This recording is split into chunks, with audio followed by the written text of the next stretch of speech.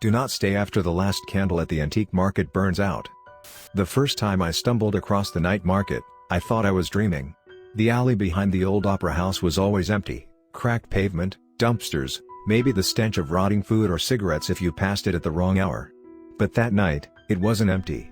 There was smoke in the air, sweet and woodsy like burning pine. A low hum came from beneath the alley, like a deep engine or a throat clearing very far away. And just beyond a rusted iron gate I'd never noticed before, stairs descended into the earth.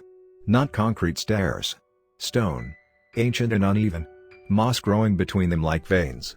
I knew even then, in that dumb teenage part of me that still believed I was immortal, that I shouldn't go down. But I did. The market was wrong. Not in the way horror movies described things. There were no corpses hanging from ceilings or monsters licking their teeth. No, it was wrong in the way your childhood bedroom feels when you come back as an adult and everything is the same, but nothing feels like it fits anymore. The stalls were made of rotting wood and faded red canvas. Each vendor had a single candle, and the light didn't flicker like normal flame, it pulsed, slow and steady, like a heartbeat. There were no signs. No prices. You just looked. And if something wanted you, you'd know. It would pull at you, not with hands, but with memory, or fear, or need. I bought a music box on my first visit. A tiny thing, carved from blackwood with a brass crank and no keyhole. The woman who sold it to me had clouded eyes and lips that never moved. She handed it over without a word. When I cranked it, it didn't play a melody, at least not at first. It whispered something instead. Not a voice, not quite. More like the feeling of being sung to through water. I kept it under my bed for months. Every now and then, it would play on its own. Always at 1:13 a.m. Always just once. It was my third visit when I learned about the candles. I noticed the flames going out one by one, from the farthest end of the market toward the stairs.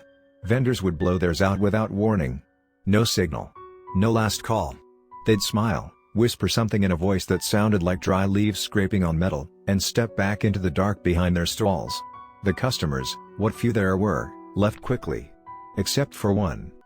He was a tourist, clearly. Big guy with a camera around his neck and sneakers that squeaked too loud on the stone floor. I remember him laughing when someone tried to warn him.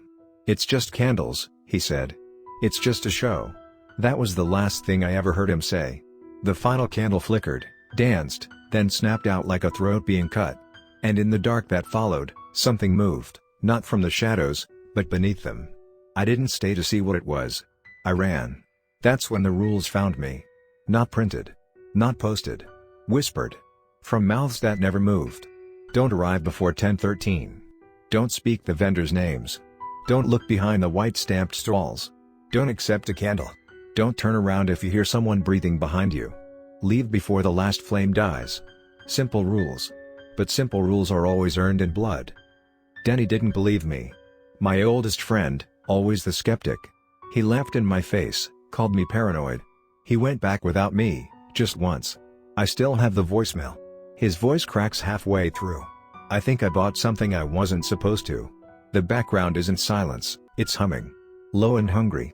Like the market is singing. Like it's waiting. The next morning, I found his jacket folded neatly at the mouth of the alley. His phone was inside. Still recording. I go back now every year, not to buy, not to tempt fate. I go to make sure no one else lingers. I stand near the staircase as the last candles begin to die. I watch the shadows gather behind the stalls and pray no one makes a mistake. Because I know now, the market doesn't just sell things. It collects. Sometimes memories. Sometimes names. Sometimes people who ask too many questions or didn't leave fast enough. And one night, I'll be too late. I'll miscount the candles or speak the wrong word or stare too long into a mirror that wasn't there before. And the market will smile. And I'll be the next one behind the stall, smiling too wide, with empty eyes and hands that twitch when someone asks about the music box. Just don't stay past the last flame. Don't ask what comes after. Because if you hear something humming in the dark, it's already chosen you. You'll try to leave, of course. Everyone does. Your brain will scream logic at you, tell you that it's just a market, just a bunch of weird old people and candles and props. But your body will betray you. You'll take a step toward the exit, then stop. Not because you're frozen. Because you think you forgot something. A bag, a name, a whisper that brushed your neck and said your childhood dog's name in a voice made of dust. You'll turn back, just for a second. You'll think you're safe because you're still on the steps, still within reach of the surface. But you've already left. The version of you that belonged up there? It turned around the moment you felt watched. The market loves watchers. Once it has you, it doesn't rush. It doesn't drag you off screaming. It doesn't need to. It lets the fear ferment. Lets the questions rot sweetly in your brain like overripe fruit. You'll dream differently first, always from someone else's eyes. You'll see stalls you've never visited, relics you've never touched, mouths that shouldn't speak moving behind curtains made of ash. You'll wake up with wax between your teeth and pine needles in your socks. You'll hear chanting in your bathroom fan. And the worst part? You'll start to miss the market. Like an old lover. Like a place that almost felt like home. Because it remembers you. You'll think it's just a compulsion. Curiosity. But it isn't. It's a pull. And one night, your feet will move before your thoughts catch up. You'll pass by your reflection and see it still looking at the mirror long after you've moved on. You'll walk the same alley, find the same gate, and descend again. And this time, it'll feel different. The candles won't just glow, they'll recognize you. One or two will flicker higher when you pass. One will sputter out completely, but the stall behind it will stay lit with something that isn't fire. Something colder. And the vendors? They won't smile this time. They'll bow. Deep and slow, like they've waited centuries for your return. They'll offer you gifts you didn't ask for, a tooth that vibrates when someone lies, a mirror that shows you a version of yourself that blinked at the wrong time, a bell that only rings inside your skull. You'll hear someone say your name in the voice of your dead grandfather. You never told anyone he called you Button. That's when you'll realize, you never brought the music box back. You left it under your bed. Gathering dust. Still humming. The market didn't forget. And now, it's collecting the debt. You'll run.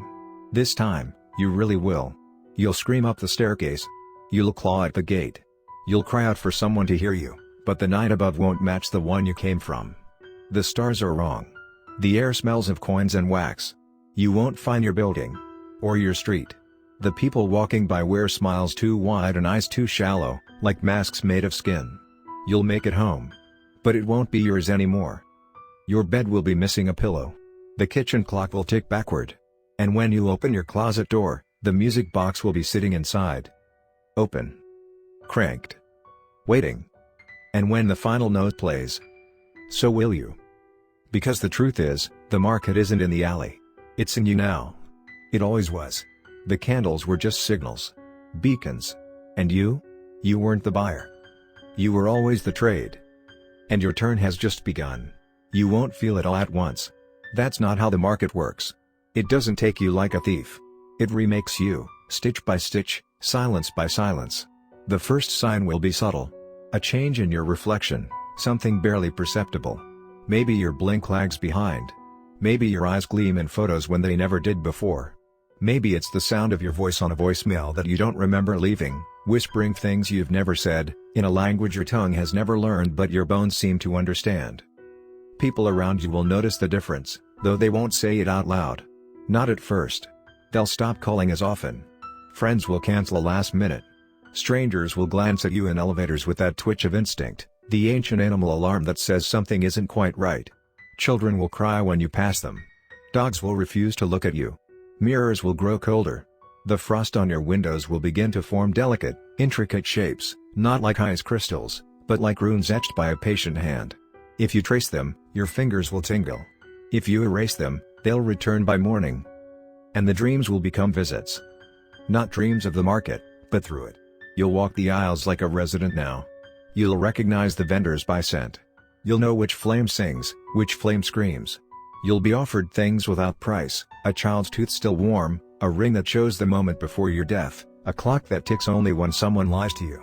You'll refuse them all. You'll try to run. But every night, the path back grows longer. Every step away costs more time than you had before. Until finally, one morning, you'll wake to find yourself standing behind the stall. Not in a bed. Not in your room. Just behind a wooden counter. Your hands resting on aged oak. A single candle before you, pulsing steady. Familiar. And on the table, the item you once bought, now older, darker, as if it aged without you. The music box, the compass, the tooth, the bell, it doesn't matter. It's waiting for the next buyer now. You won't remember how you got there.